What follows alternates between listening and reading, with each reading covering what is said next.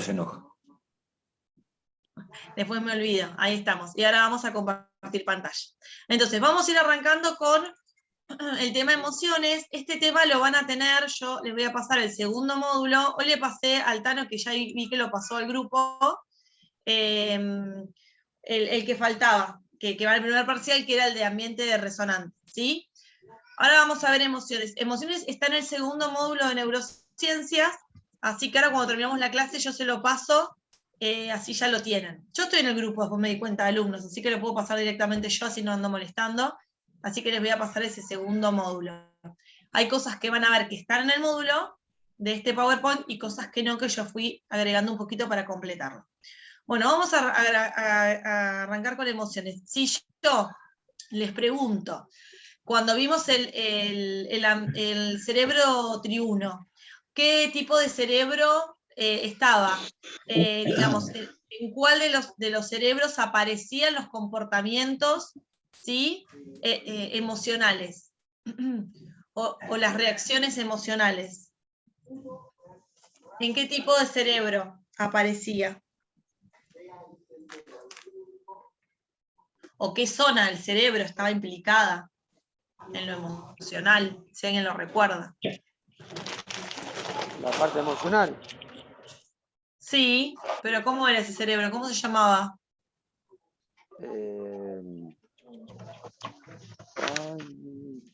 Uno podía ser el cerebro emocional, pero si no también teníamos otra denominación que justamente hacía... ¿Cómo? ¿Mamífero? Sí, No. mamífero, emocional o límbico. Muy bien. Límbico hace referencia al sistema límbico, que es justamente la zona del cerebro que más vinculada está con las emociones. Muy bien. Bueno, yo lo puse como... Perdón, yo lo puse, el cerebro lo puse como pensante, emocional y de supervivencia. Bueno, ahí tenés los tres. El pensante es el racional, o el humano. Eso, correcto. El emocional es el límbico, que también que puede ser cerebro emocional, está bien dicho, pero por eso yo les preguntaba, bueno, ¿qué área del cerebro? Es el sistema límbico, o mamífero, está bien, y el otro es el reptiliano o el instintivo. El reptiliano, sí. Bien, esos son los tres tipos, ¿sí? Ahora, las emociones, más allá que a nivel, una emoción, ¿cómo yo la puedo? ¿Cómo sería el comportamiento de una emoción en el cerebro racional? La tristeza. Esas son emociones. Pero para que yo diga, bueno, acá hay algo del racional en esta emoción. ¿Cómo tendría que ser esa emoción? Es difícil igual, estoy mal ahora. Calma, calma, ¿Cómo? pensante. Calma, pensante, una emoción calmada, pensante. Pensante. Bien, podemos decir que es una respuesta emocional, ¿sí? Por eso les decía, las emociones en este cerebro mamífero, en este cerebro límbico, las vemos como reacciones emocionales, ¿no? Como que, bueno, esa emoción que aparece, se siente, como decía, ¿no? Es en el presente. Cuando veían los tres cerebros, bueno, se siente, es en el presente. Cuando ya lo pensamos de algo racional es cuando hablamos más de inteligencia emocional, cuando ya hago uso de esas emociones y ya no reacciono de una manera emocional, ¿sí? Sino que, por lo contrario, con esa emoción elaboro algo para poder responder de una manera más adaptada, ¿sí? O más inteligente. Entonces, bueno, ahí es donde diferenciamos. Estamos en una reacción emocional, estamos hablando del cerebro límbico, y si hablamos de una respuesta emocional, que es algo que ya pude ir elaborando, que ya le pude hacer como un procesamiento distinto y que se supone que es más adaptativa esa respuesta y que va a jugar a favor, por eso hablamos de inteligencia emocional, hablamos de ese tercer nivel, ¿sí? De comportamiento o de cerebro, que es el racional o el humano, ¿sí? Bueno, acá dice que nuestras emociones son el motor de nuestra existencia, ¿sí? De hecho, la palabra emoción proviene del latín emotions, ¿sí? Nombre que se deriva del verbo mover y significa poner en movimiento. Nuestras emociones nos ponen en movimiento para actuar, ¿sí? Estas emociones son producto de nuestro cerebro, al igual que la insulina es producto de nuestro páncreas, o los glóbulos rojos son producidas por la médula ósea. Vieron que siempre pensamos que, o localizamos como las emociones más por ahí en el corazón, y bueno, en realidad las emociones están ubicadas justamente en el cerebro, ¿sí? Y justamente en esto, en el cerebro límbico, en la amígdala, ¿sí? Que son zonas totalmente comprometidas con las cuestiones emocionales. Bueno, las emociones son estados fisiológicos, cambios electroquímicos que ocurren en nuestro cerebro de manera inevitable, involuntaria e inconsciente. ¿Sí? Vieron que ante cualquier situación determinada, depende, ¿no?, del significado que le demos y esto que siempre hablamos, bueno, emergen determinadas emociones, o a veces nos pasa que estamos y de repente me siento angustiada, o me siento triste, o tengo miedo, bueno, pasan, ¿sí? Hay cambios a nivel cerebral que hacen que uno se sienta de una manera u otra. Y también tiene que ver mucho con nuestro sistema de creencias, ¿no? Un pensamiento determinado va a hacer que emerjan determinadas emociones. Por eso es que tenemos que trabajar mucho sobre esto, ¿no? Sobre los pensamientos o sobre nuestros sistemas de creencia, que a partir de ahí, ¿sí?, nos van a hacer sentir de una u otra manera, ¿sí? Y seguimos, y según cómo nos sentamos, bien, más, seguro, inseguro, ¿sí?, motivado, desmotivado, apático, empático, voy a rendir en la cancha, por ejemplo, ¿sí? Bueno, seguimos. Bueno, qué importante que es pensar en las emociones dentro del deporte, ¿no? Porque en realidad cualquiera que ha practicado deporte o mismo como entrenador, aunque no hayan jugado como entrenador mismo, el hecho de estar inmerso en un deporte, en un partido, en una situación de competencia, hace que haya, acá yo puse un torrente emocional, pero bueno, como una emergencia de muchas emociones que muy pocas actividades después, lamentablemente, ¿no?, logramos que nos generen esto, ¿sí? A mí me pasó, yo fui deportista, yo mucho no hablo de esto y trato de no mezclarlo, pero yo fui deportista y la verdad que la pasión que yo sentía cuando competía o cuando no entrenaba, no la encontré después en ninguna otra actividad. O sea, a mí la psicología me gusta, yo al hospital y trabajo y me gusta y todo, pero digo, esa pasión, lamentablemente, hice terapia para retirarme y me dijeron, no, la pasión la llevas adentro, después la vas a poner en otra cosa, mentira. Sí. O sea, lo que permite o posibilita, ¿no?, el deporte, es muy raro que después lo podamos encontrar en otra actividad. ¿Sí? Esto es como bastante duro, pero es así. Bueno, algunos estados emocionales son contraproducentes para esta actividad y por eso la importancia de la regulación emocional, ¿sí?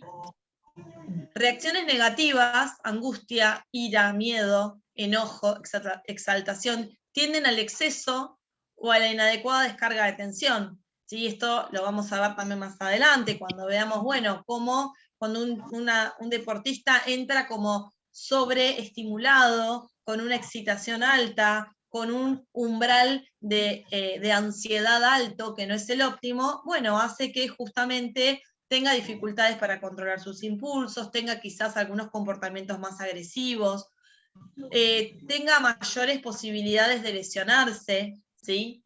Y las emociones inhibitorias, como la depresión, la inhibición, el desaliento, la anulación, tienden también a la falta de respuesta. Y esto también, ¿no?, a estar menos atentos, ¿sí?, con mayores posibilidades de distraerse. Bueno, también esto hace que también sea peligroso, porque no estoy en ese estado óptimo de ansiedad necesaria para poder responder o tener, como decimos, ¿no?, todas las luces en ese momento y para poder responder a todos los estímulos en ese momento del partido. Bueno, seguimos. Esperen que está entrando alguien. Vamos a admitirlo. Ahí estamos. Bueno, esto creo que lo tienen en el módulo. Dice neurociencias aplicadas, ¿sí? Es el conjunto de disciplinas científicas que estudian la estructura y el funcionamiento del cerebro, ¿sí? Al aprendizaje, la función principal de nuestro cerebro es aprender.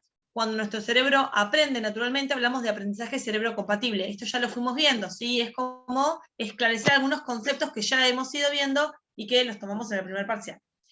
Y es en nuestro cerebro donde se generan biológicamente nuestras emociones. Base de todas nuestras decisiones, que dan lugar a nuestras acciones y conductas, ¿sí? En general, la mayor cantidad de decisiones que tomemos durante el día responden más a decisiones más desde lo emocional que desde lo racional, ¿sí? En general, le llevamos más el apunte a lo que sentimos que a la posibilidad de pensar racionalmente, ¿sí?, alguna decisión. Bueno, más allá de que alguno sea más racional que otro, pero la verdad es que la mayor cantidad de decisiones que tomamos en el día tienen que ver más vinculadas con las emociones que con la razón. Bueno, hasta acá vamos. ¿Alguna duda? ¿Quieren agregar algo, preguntar algo? ¿Vamos bien? Bien. ¿Cuál es la función de nuestras emociones? Esto es importante, ¿sí? Es justamente permitir adaptarnos, ¿sí?, al entorno en el que estamos. Nuestro cerebro emocional, acá estamos haciendo un repaso ya que estamos del cerebro límbico, ¿sí? Así que les va a servir también para pensar, para refrescar algunos conceptos, ¿sí?, del cerebro triuno, cuando vimos específicamente este, ¿sí? Nuestro cerebro emocional se rige por el principio de placer-dolor. ¿Se acuerdan que si le gustaba, tendía a repetirlo, y si no le gustaba o si era displacentero porque se asociaba a alguna actividad parecida o alguna experiencia parecida en el pasado, uno trataba de no repetirla. Y por eso cuando pensábamos, ¿sí?, en el emocional, pensábamos en el pasado porque estaba en realidad decidiendo a partir de experiencias pasadas, ¿sí? El instintivo era en el presente, en el aquí y ahora. Yo siento que me tiran un botellazo y automáticamente me cubro o me voy, ¿sí?, porque quería salvaguardar mi sobrevivencia. Y el cerebro racional, ¿por qué era el futuro? ¿Los estoy perdiendo o van? ¿Les estoy haciendo mucho lío o me van siguiendo? Les decía que si pensamos en los tiempos, en el pasado, en el presente y el futuro, decíamos que el cerebro emocional o límbico, ¿sí?, estaba regido más por el pasado. ¿Por qué? Porque sus decisiones y las experiencias que iba a tender a repetir o rechazar tenían que ver justamente con las experiencias previas. Entonces, si una actividad, una experiencia, un estímulo se parecía a algo placentero o algo displacentero que había vivido en el pasado, bueno, no lo iba a querer repetir o sí, ¿no? Dependiendo de esto, del placer o del displacer, del placer o del dolor. Decíamos que en el reptiliano el tiempo era el presente, es el aquí y ahora. Yo toco algo, me quemo, automáticamente lo saco, ¿sí? Es esto. ¿Por qué decimos que en el cerebro racional estábamos hablando del tiempo futuro? ¿Recuerdan? Porque esa es la respuesta. ¿Cómo? Porque va a ser la respuesta del sentimiento racional y va a estar relacionado con Claro, porque es lo que vamos a hacer. con otras circunstancias que ya haya vivido. La verdad. Eso es el límbico, con El otras racional. experiencias que haya vivido, claro. Ese es el emocional. El racional habla de futuro porque nosotros, los seres humanos, en nuestro cerebro tenemos la zona frontal que lo que nos permite es la planificación, ¿sí? Por eso que estamos planificando y programando las acciones, y por eso decimos que el tiempo es el futuro, ¿sí? De hecho, la Porque zona no vamos a hacer, frontal es ¿no? fundamental para la toma de decisiones también. Después vamos a ver, ¿sí?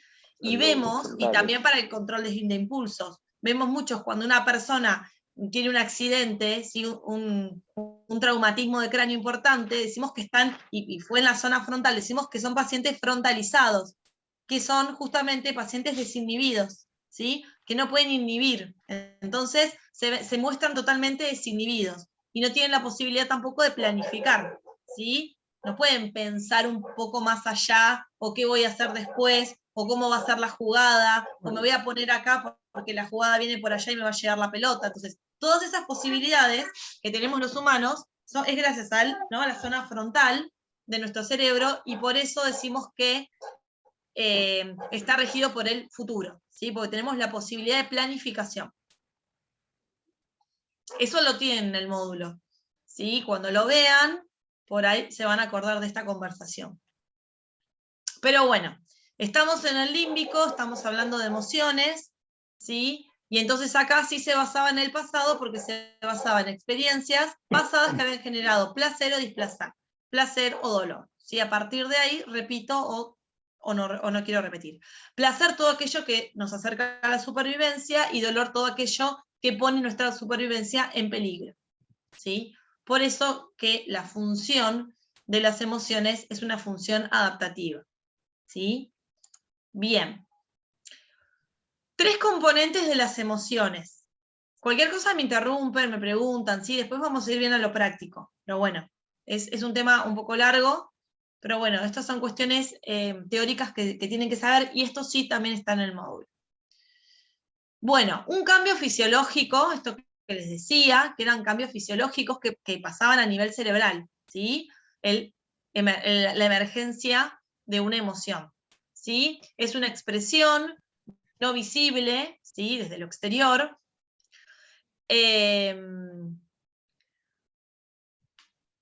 Bueno, es un cambio fisiológico. Ahora vamos a ver, porque ahí me quedé pensando, ahora vamos a ver los marcadores somáticos, ¿sí? Ese cambio fisiológico no es visible, no lo podemos ver, ¿sí? Como sí podemos ver la sudoración, la tensión muscular, el ritmo cardíaco, la sequedad en la boca. Todo eso que sí podemos ver, después lo vamos a ver, son los marcadores somáticos, y es lo que a mí me indica que yo estoy atravesando una determinada emoción. O también puedo leer a mi rival y decir, mirá, ¿no? Porque hay cuestiones, es esto, hay marcadores somáticos, hay cuestiones que pasan a nivel corporal, ¿sí? Que tienen que ver, que tienen un correlato directo con las emociones, ¿sí? Entonces, previo al partido me pongo nervioso y empiezo a transpirar más, me transpiran las manos, tengo más ganas de ir al baño, bostezo, ¿sí? Bueno, son todos indicadores, tengo mayor aumento del ritmo cardíaco o del ritmo respiratorio, bueno, son todos indicadores justamente de la emergencia de determinadas emociones. Bien, después hay una conducta manifiesta frente a la acción, ¿sí? Ahí sí hay una expresión visible a través de la expresión facial, de la voz, los movimientos corporales, el acercamiento, el alejamiento del objeto, ¿sí? Cualquier emoción, piensen, ¿no? Cuando hay una alegría, cuando uno está triste, bueno, nosotros nos damos cuenta justamente porque hay una conducta manifiesta, hay una conducta que nos permite un cambio, ¿sí? En el lenguaje corporal, ¿sí? Al mirar a otra persona en la cara, que me da cuenta, ¿sí? De cómo está esa persona, ¿sí? De qué le pasa, de por qué emoción, digamos, está atravesada. Y después tenemos una experiencia cognitiva o un estado mental particular, ¿sí? Es el significado que le atribuye esa persona a lo sucedido, ¿no? Esto que hablamos siempre. Pensar sobre cómo hemos reaccionado, la causa que desató esa emoción, pensar en formas diferentes de reaccionar, nos permiten tomar conciencia de nuestras emociones. ¿Sí? Siempre lo que preguntamos es cuando alguien está frente a una determinada situación y reacciona mal, bueno, ¿cuál era la emoción que tenías? A veces hay poco registro de eso, ¿no? Tenemos poca educación emocional, digo, uno por ahí cuesta un poco distinguir las emociones, hoy en día se habla mucho más, sobre todo para los más chiquitos, como que se da mucha más importancia a de alguna manera poder determinar cuáles son esas emociones, ¿sí? Por las que está atravesando, que las puedan diferenciar y que las puedan etiquetar, que es muy importante. A veces uno se siente de una manera y vienen que dicen, no estoy enojada, pero no, y hasta que, y cuando encuentra por ahí esa emoción que realmente define cómo uno está, siente como determinado alivio, ¿no? O sea, es la necesidad de poder, de alguna manera, poder ponerle palabras a eso que me está pasando, ¿sí? Y habilitarme a sentir esto o a pensar, ¿no? Que bueno, ¿qué me hizo poner así? O me fui al partido, en el partido me reenojé, me terminaron echando, bueno, ¿qué fue lo que suscitó, lo que hizo que yo me comportara de esta manera? ¿Qué emoción, por qué emoción estaba tomada? ¿Sí? Esto es importante para después también generar cambios a futuro, ¿sí? Para ver, bueno, qué es lo que me está pasando, qué pensé para que justamente tenga esa emoción, cuáles fueron las situaciones que hicieron que yo me sienta de una manera determinada y a partir de ahí poder hacer determinados ajustes o determinados cambios. ¿Sí? Bueno, acá tenemos nuestras emociones, ¿sí? Nos permiten evaluar si un estímulo está a favor o en contra de nuestra supervivencia, ¿sí? ¿Por qué? Porque si tiendo a querer repetirlos va a estar a favor, y si quiero irme tiene que ver con que hay una experiencia pasada, ¿sí? Que fue displacentera para mí. Desde ese lugar lo pensamos. Después condicionan nuestras decisiones y juicios de valor, pero no los determinan, ¿sí? Esperen que está entrando alguien. Dirigen nuestra atención y nuestra memoria, por eso es muy importante. La atención y la memoria son fundamentales para el aprendizaje. Para que haya aprendizaje tiene que haber atención y tiene que haber memoria. Las emociones dirigen justamente estas habilidades cognitivas fundamentales como la atención y la memoria, por lo que es importante, como siempre les digo, cuando trabajamos con chiquitos, que las emociones estén mediando ese vínculo y que sean emociones positivas, ¿sí? Que generen motivación, que generen, ¿no? Que redireccionan la atención y obviamente va a haber mayor memoria. Y permiten un aprendizaje efectivo a largo plazo, ¿sí? Lo que les digo siempre, cuando algo me es significativamente importante desde lo emocional, se recuerda más. Los recuerdos que nosotros tenemos, en general, son cosas que tuvieron un impacto emocional muy alto. Bueno o malo, obviamente que la idea es que cualquier aprendizaje sea una experiencia positiva y que los nenes tengan, obviamente, ¿no? Recuerdos positivos, pero bueno, pensemos que todos nuestros recuerdos en general son los que mayor impacto emocional tuvieron, para bien o para mal, ¿sí? Pero bueno,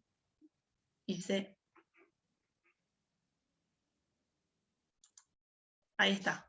Hasta acá estamos, ¿quieren preguntar algo, decir algo? Están callados hoy.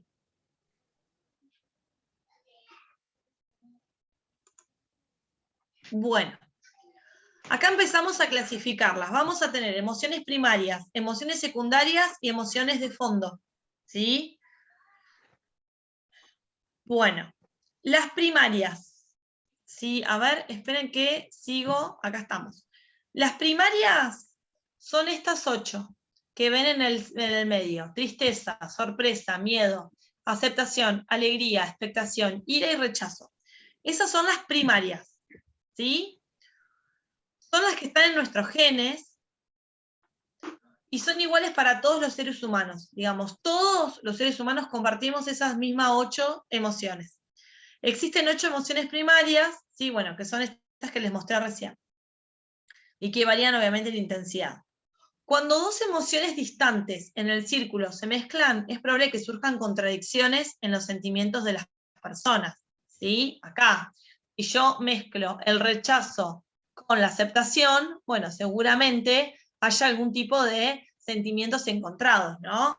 Sí, bueno, esta situación, ¿sí? O esta persona, o lo que sea, hay veces, ¿no?, que nos pasa como este contraste, ¿no?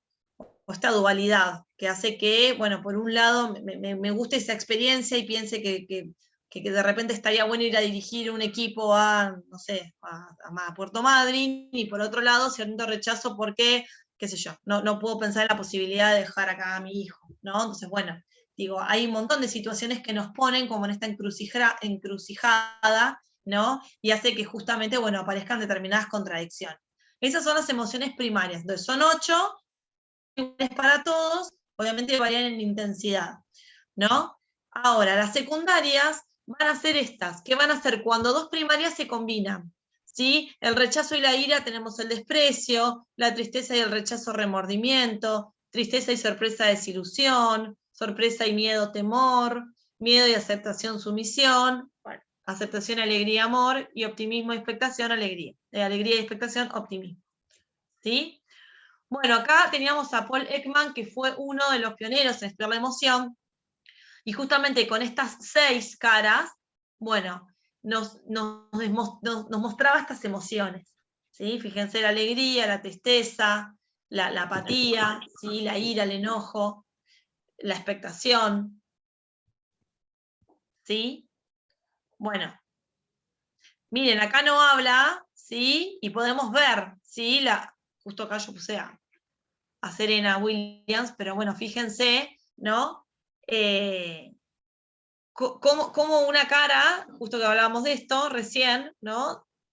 De ese comportamiento que había a partir de una emoción, bueno, nos dice algo. Acá yo no sé si está gritando de la alegría o gritada o enojada. ¿Por qué? Porque tiene que ver con un contexto, ¿sí? Yo puedo ver esto y puedo pensar que está festejando el partido o festejando un punto importantísimo o súper enojada con ella porque acaba de hacer un error no forzado. Por eso es que es importantísimo interpretar las emociones dentro del contexto en el que se da. Bueno, secundarias, ¿sí? Como les decía, es la combinación de emociones primarias produciendo un rango de experiencias más amplias. Estas emociones secundarias tienen componentes genéticos, como las primarias, ¿no? Y culturales. Por lo tanto, las aprendemos en nuestro contexto y además precisan de la existencia de una segunda persona para sentirlas.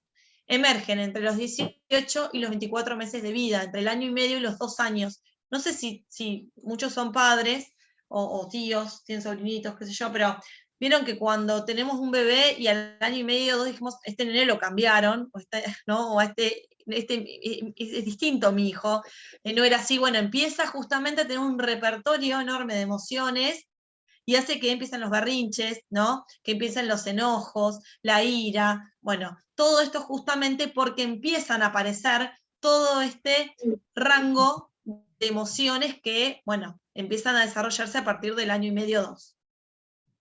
Otra de las Silvina, cuestiones, sí, cuando están las contradicciones eran cuando no están juntas, las primarias. claro, cuando se combinan dentro de ese círculo, Pero, cuando se combina como dos emociones antagónicas, ¿no? Eh, la, la aceptación bien, y bien, el bien. No sabía rechazo, porque no. ¿sí?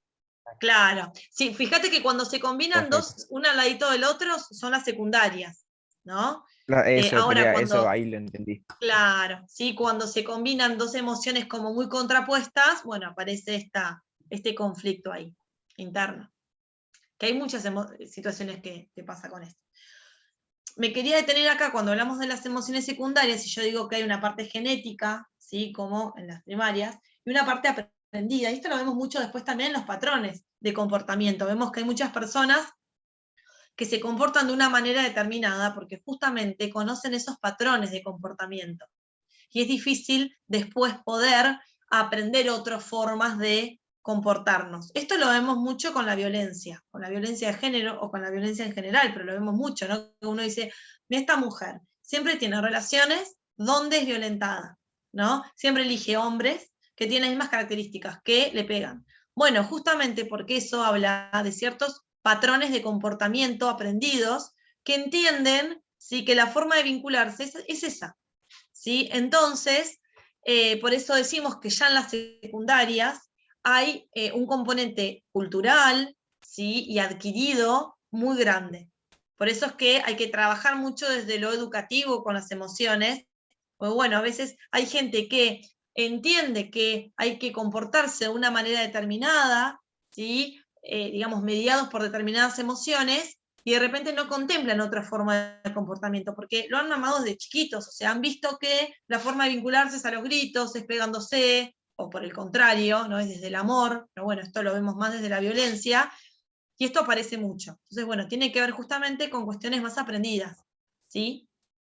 Con patrones de comportamientos que uno tiende a repetir, con una, decimos del psicoanálisis, como una compulsión a la repetición, y es importante empezar a poder elaborar algo de esto para que eso deje de repetirse, ¿sí? Y deje de ser naturalizado. Además de las que surgen de la combinación de dos emociones primarias, secundarias, y que pueden verse en la parte exterior del círculo, lo vimos, existen muchas más. Esperen. Vieron que en el exterior del círculo, yo les mostré recién, había secundarias. Acá estamos. Está el remordimiento, la desilusión, el temor, ¿no? Bueno, ¿qué es esto? Cuando se combinan dos primarias. Pero aparte, ¿sí? Tenemos otras, ¿sí? Como por ejemplo la serenidad, el orgullo, la envidia, la satisfacción, la culpa, la vergüenza, la ternura, la confianza. Nosotros no nos vamos a meter con psicoanálisis este año, yo años anteriores lo daba, la verdad que es muy complejo y me parece que no suma demasiado. Pero bueno, justamente cuando Freud hablaba de cómo se estructuraban nuestro aparato psíquico, ¿no? No sé si alguien ha visto Freud, ha visto algo cuando hayan estudiado, qué sé yo, y había como 3 instancias, ¿no? Que era el ello, el yo y el super yo. Y el super yo tiene que ver justamente con la última parte que se estructura, ¿sí? Y que hace que uno sea, por ejemplo, más autoexigente con uno, ¿sí? Por eso decimos, soy muy super yoica, cuando hay alguien que es muy exigente con uno, cuando hay una culpa importante, cuando hay una responsabilidad, o por el contrario, tienen que estar tan más vinculadas al ello, ¿no? A la satisfacción, bueno. Esto también es aprendido, porque tiene que ver cómo nosotros internalizamos, ¿sí? lo que nuestros papás nos dicen, las normas que ellos nos dan, cuando vamos al jardín, cómo internalizamos esas normas. Bueno, por eso decimos que lo emocional, más allá que hay un componente genético muy importante, que las emociones primarias, ¿sí? son genéticas, después vamos a ver un rango muy amplio de otras emociones que tienen que ver más con cuestiones aprendidas, ¿sí? Fíjense todas estas cuestiones, ¿sí? cómo varían entre una persona y otra, en un tipo, una tipología de personalidad a otra, justamente por esto, por las experiencias previas, ¿sí? por cómo nos enseñaron que tenemos que comportarnos, cómo nos enseñaron que tenemos que ser, y a partir de eso hubo una internalización de eso que nosotros consideramos que es lo correcto o cómo debemos comportarnos, o bueno, cómo vemos a los otros, y porque son modelos y uno también aprende a partir de la imitación, termina reproduciendo ciertos modelos que se nos presentan, ¿no? Desde chicos. ¿Hasta acá estamos? Los veo muy callados hoy. Esto no entra parcial, no se preocupen. Va a entrar la segunda. Bueno, por eso voy a hablar yo. A ver si rompemos el hielo. Bueno. Escúchame, yo había leído alguna vez que, o sea, decime si estoy equivocado o no, que había una edad hasta los no sé cuántos meses, no me acuerdo, que ahí el bebé o nosotros, los humanos, captamos y registramos las emociones y se graban junto con lo que vos dijiste que viene como el ADN de las emociones, y vamos, o sea, si en esa estamos muy susceptibles a que se formen esas emociones. ¿Puede ser? Sí, por ahí lo pensás más desde ¿no? de las edades más tempranas o más susceptibles, ¿no? al aprendizaje, que es cuando el niño está más permeable y justamente más receptivo, ¿no? desde lo emocional. Como que se crean, ¿viste cuando se te crean los mandatos? ¿Cómo? Como que se crean mandatos, que se te graban mandatos. Por eso les decía, metiéndome un poquitito con el psicoanálisis, ¿sí? Cuando ven que un nene, por ejemplo, llora, ¿no? Cuando son chiquititos, y llora, y llora, y llora, y llora, y vos decís, bueno, llora porque tiene una necesidad, o tiene hambre, o tiene sueño, o se hizo caca, ¿sí? En general es eso. Entonces, y llora, ¿por qué? Porque en realidad ahí recién, su aparato psíquico está recién formado, ¿no? El ello, y es puro placer, está atravesado por el principio de placer. Tengo una necesidad, lloro, ¿sí? Y necesito que la satisfagan. Cuando uno empieza a ser un poco más grande, sabe que ya no puede llorar, ¿no? No se supone que yo te digo, tengo hambre y me pongo a llorar. Eso ya no pasa cuando uno es más grande, ¿no? Empiezan a mediar otras cuestiones y empezamos a internalizar. Y esto que de repente empezamos, esto como vos recién dijiste, algo de la norma, o no sé cómo lo dijiste, pero los mandatos, bueno, tiene que ver con los mandatos, ¿sí? Es cuando empieza a constituirse este super yo del que yo les hablaba, y es empezar a introducirnos las normas que en principio son puestas desde afuera. El nene llora, llora, llora, hasta que el papá le dice, bueno, ahora ya no llorás, ahora esperás, porque la mamadera no va a llegar ahora, va a llegar en un ratito, ¿no? No cuando uno es bebé de 2 meses, pero cuando ya tiene 1 año y medio, ya empezamos a acotar un poco, ¿sí? Esa demanda, ¿no? Y empezamos a poner cierta norma. Y después esa norma empieza a interiorizarte, si esos mandatos, ¿no? Y el deber ser, cómo tengo que ser, cómo se espera que sea. Bueno, eso también a mí me va a formar y va a constituir mi super yo. Por eso, cuanto más exigente, cuanto más ese deber ser, ¿sí? se constituye, bueno, seguramente sea más responsable, más culposo, ¿no? más obsesivo, no como una como algo patológico, ¿no? Sino que digo más obsesivo, más responsable, ¿sí? Bueno, depende cómo se estructure, depende justamente de estos mandatos, ¿sí? Quienes estuvieron ahí diciéndome cómo debo ser yo y cómo yo me pude estructurar a partir de esto que fui haciendo. Y después empezamos el jardín y empecé a ver otras conquistas sociales que va teniendo ese nene. Cuando empiezas a ver que hay que esperar más, que ya no es el único nene, sino que hay 25 más en la salita y tenemos que hacer cola para ir al baño. Entonces, bueno, esas son también otras conquistas sociales que va logrando tener ese nene y que justamente va internalizando también esas normas, ¿sí? Por eso sí, está bien eso que decía hasta, ¿no? De decir, bueno... Silvina pensaba que hay una pelota que hay que compartirla, ¿no? Y que no es eso una mismo, pelota para uno solo, ¿no?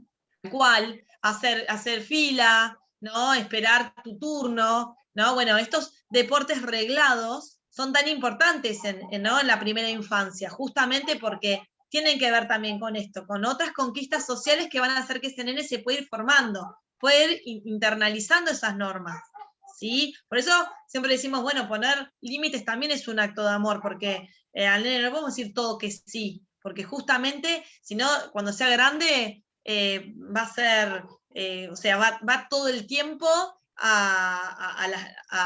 digamos, más con la legalidad, ¿no? Con las normas. Porque digo, de chiquito te puede querer romper algo en tu casa, pero de grande va a infringir otras leyes, ¿no? Y otra legalidad. Entonces digo, por eso es la importancia también de poner esos límites.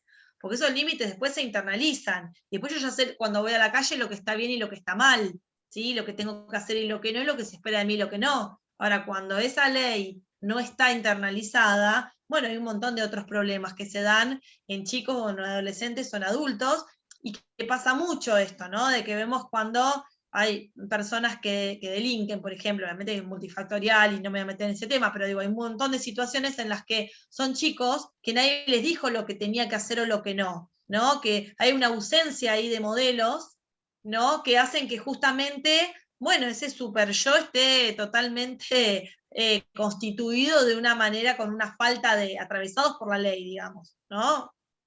No hay ahí una ley que les diga lo que tiene que hacer, lo que no, lo que se espera, ¿no? Entonces, bueno, ahí también hay un libro muy lindo de eso, justamente.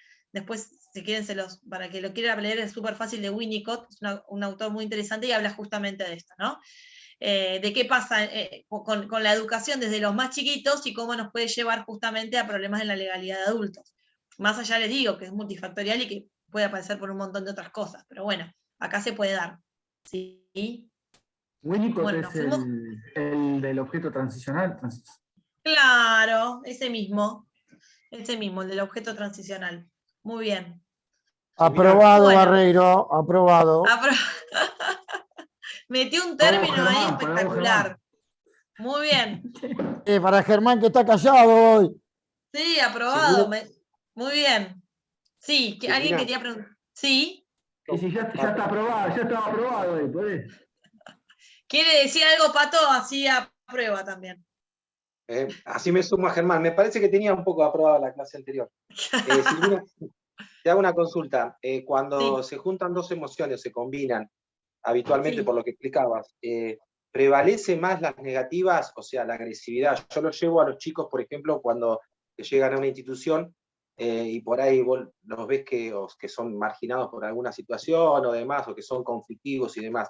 ¿Esas emociones prevalecen por las afectivas de alguna manera y cuesta corregirlas? ¿Lleva tiempo eso, me parece, o no? Sí, lo que pasa es que siempre las emociones negativas, piénsenlo también desde lo personal, para ver el impacto que siempre tiene, que es más importante. Cuando nos pasa algo malo, estamos mucho más afectados por eso y dura mucho más en el tiempo que lo bueno. Siempre como nos quedamos aferrados a lo malo, a lo que faltó, a lo que falló, nos pasa en un partido, tuve 10 aciertos, un error y me quedé con eso. Entonces, siempre las emociones negativas tienen un impacto más importante en nuestro cerebro.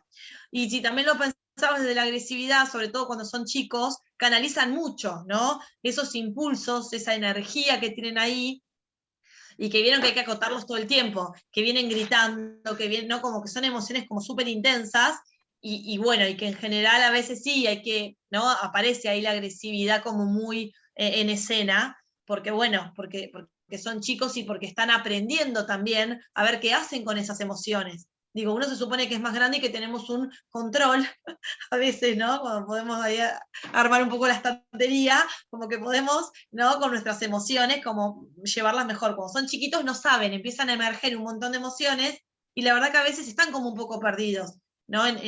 Bueno, en cómo hacer, en cómo canalizar, ¿no? Empiezan como a sentir un montón de cosas y se dificulta un poco esta regulación emocional. Entonces sí, está bien eso que decís, Pato, que bueno, que uno tiene que empezar por eso, empezar a poner límites, sí, obviamente a mediar con emociones positivas, pero bueno, esto es algo muy propio, ¿sí? De esas, sobre todo de esas edades más tempranas, ¿no? Perfecto, porque viste que muchas veces vos decís, no, a este chico ya no lo corrijo más, no lo acomodo más, no sé qué hacer, me doy por vencido, viste que te sucede, me parece a mí, llevado a esto. Bueno, ahí es buscar otras estrategias, ¿sí? A veces lo que le resulta a la mayoría, hay nenes que no, y es irle por otro lado y ver y preguntarle y ver a ver qué es por ahí lo que le puede interesar, cómo redirecciono esa atención, qué hago. Bueno, viste que algunos son mucho más complejos que otros, el otro día hablábamos, no sé si en este grupo, pero sí, del espectro autista, ¿no? Hay un montón de otras patologías que aparecen ahí como un desafío para nosotros también. Y que bueno, y que también tenemos que ver, bueno, cómo hacemos, ¿sí? Para justamente que se genere parte. Entonces, bueno, tiene que ver con eso, con buscar otras estrategias, ¿sí? Quizás no resultan las convencionales o la que le resulta a la mayoría, y ver, bueno, qué podemos hacer, qué modificaciones podemos hacer para justamente con ese nene poder, de otra manera, también desde otro estímulo, por ahí no solo el auditivo, sino reforzar con alguna cuestión más visual, o no, con alguna cuestión por ahí más táctil. Bueno, también eso, implicar algunos otros sentidos, a veces también tienen más resultado, ¿sí? Perfecto. Escúchame, Silvina, estas últimas que están acá, que está la Filimina ahí, Serenidad Arguso, o sea, ¿qué serían? ¿Formarían Esas parte son de otro? Pero las secundarias dijimos que eran la combinación. Claro, la combinación son también todas estas. O estas también. La combinación surgirían de las primarias. Sí. Y hay un repertorio más amplio que tiene que ver con estas, que tiene que ver más con cuestiones adquiridas y aprendidas. Y que no todos las podemos tener, ¿sí? Digamos, tiene que ver justamente con esto, con nuestros patrones de comportamiento, con los modelos que hayamos tenido, ¿sí? Bueno, con cuestiones más... estas están relacionadas a los mandatos que yo te digo.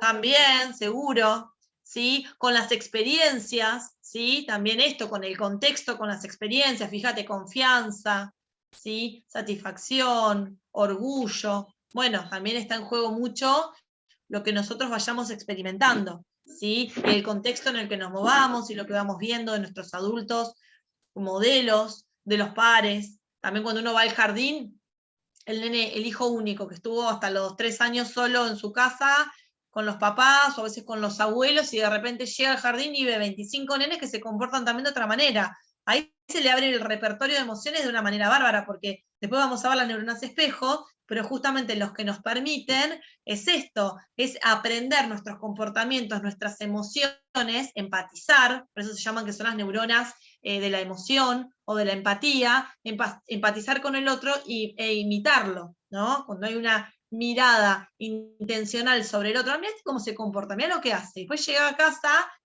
realmente repiten todo ese repertorio que antes no tenían. Bueno, ahí empieza también a abrirse ese abanico justamente por la socialización, ¿no? Por esta posibilidad de empezar a ver a otros, actuar de una manera distinta a la que yo sabía, a la que me había enseñado en mi casa. Yo pensé que como se comportaban mis papás era la única forma, y de repente acá veo 25 nenes que hacen otras cosas. Mirá qué bueno cómo patea la mesa, mirá lo que hace, bueno, y ahí aparecen, ¿no? Un montón de, ¿no? Que mirá, todo también acá hay otra cosa, ¿no? Y bueno, es importante. Ahora entiendo.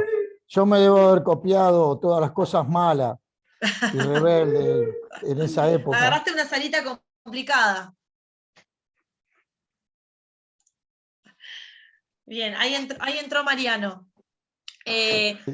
Falta un montón de este tema, pero bueno, nada, de a poco lo vamos viendo. Da para hablar un montón. estamos recién por la teoría, pero cuando empecemos también a pensar más desde los casos prácticos, seguramente ustedes traigan un montón de situaciones, ahí en su seguro va a tener situaciones para traer de, sí, de su equipo, bueno, o todos. Yo tengo de todo un poco. Tenés de todo un poco, muy bien. Bueno, sí, vamos a seguir viéndolo. Tranquilos que esto recién lo vamos a ver, lo vamos a volver a ver ya la segunda semana de agosto, ¿sí? Y va a ir en el segundo parcial. Pero bueno, lo vamos viendo. Ahí estamos. Bueno, esperen que dejo de compartir.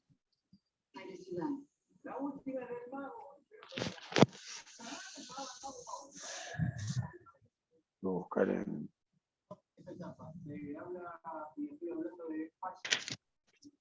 Ahí estamos, no lo encontraba. Bien. Bueno, tardé un montón en irme. Bueno, entonces, repasando. El repaso más para mí que para ustedes. Es, el otro martes nos volvemos a ver acá, ¿sí? Que es el martes 19. El otro martes, que es el 26, no nos vemos, ¿sí? Y nos vamos a ver el viernes 5 en Balcarce, que les voy a tomar el examen de manera presencial, ¿sí? Así que lean, fíjense si hay dudas, así aprovechamos la clase próxima, que es la previa al examen, si es que tienen alguna duda, ¿sí? Si no, seguimos con el tema emociones. Así que lo van viendo. Pongamos Bueno. la carita que no nos gusta el examen, así se da cuenta. Las emociones. ¿Qué cara ponen? Ira, enojo, alegría. Bueno, hola Mariano, te dejo a vos. Le paso a Mariano los controles. Hola, Sí, hola señor. Silvina, ¿cómo va? Sí, ¿Cómo pásame. estás? ¿Se pasó? Bueno, Bien, bien. vale. Detengo la